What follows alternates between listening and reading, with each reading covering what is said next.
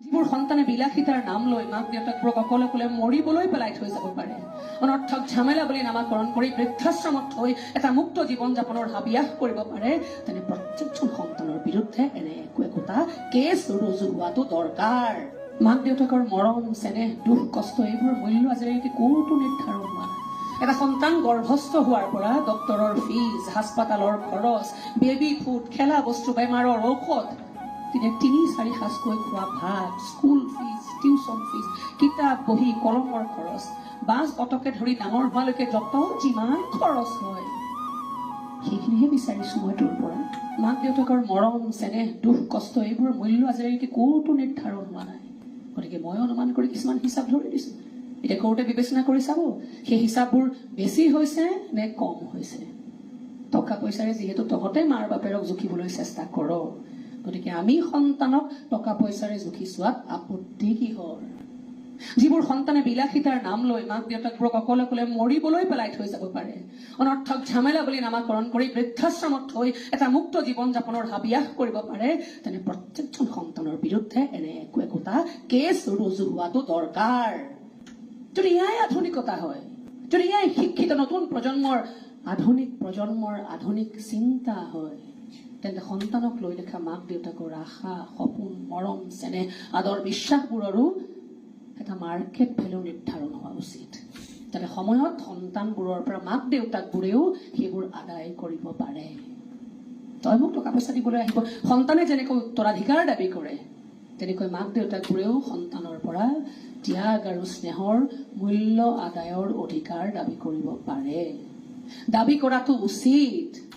তই মোক টকা পইচা দিবলৈ আহিব নালাগে সন্তু, কিন্তু সন্তানবোৰৰ দৰে মাক দেউতাকবোৰৰো যে কিছুমান অধিকাৰ থাকে আইনৰ মজিয়াত, কিন্তু এইবাৰ সেই কথাষাৰ কিন্তু এইবাৰ আইনৰ মজিয়াত সাব্যস্ত হবই লাগিব।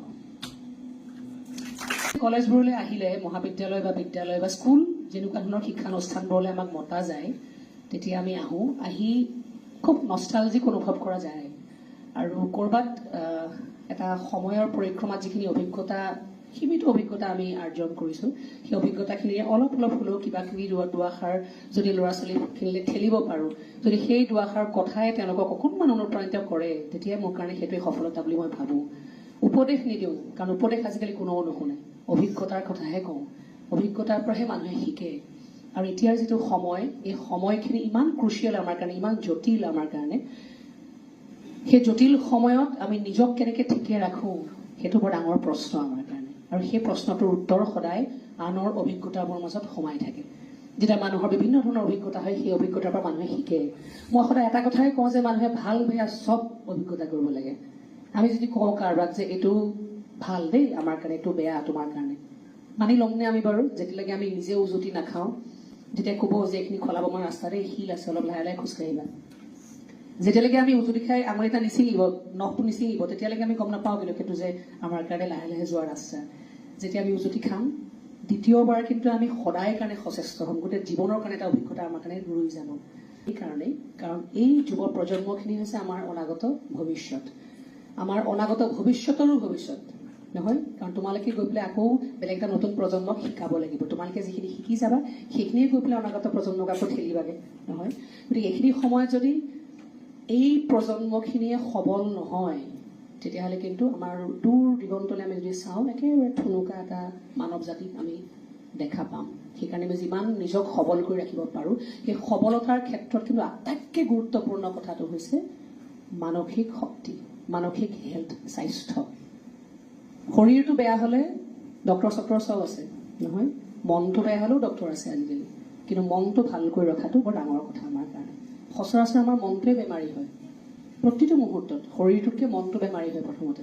আৰু মনটো যেতিয়া বেমাৰী হয়, তেতিয়াহ'লে শৰীৰটো বেমাৰ হ'বলৈ বেছি সময় নালাগে।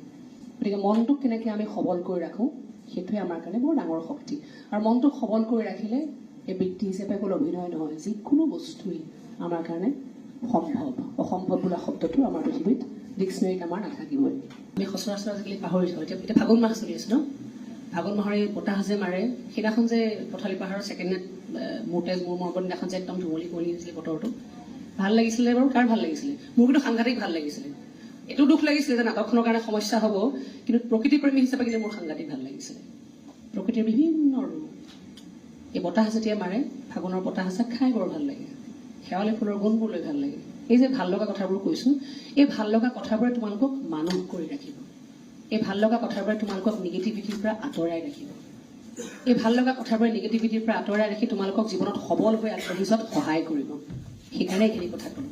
মোৰ যিখিনি কথা, এই গোটেই কথাখিনিৰ মাজতে এই প্ৰশ্নটোৰ উত্তৰ সোমাই আছে দেই, বৃত্তি হিচাপে অভিনয় পাৰি নে নোৱাৰি। এতিয়া মই অভিনয়ৰ ক্ষেত্ৰত কোনো ধৰণৰ আনুষ্ঠানিক শিক্ষা লোৱা নাই।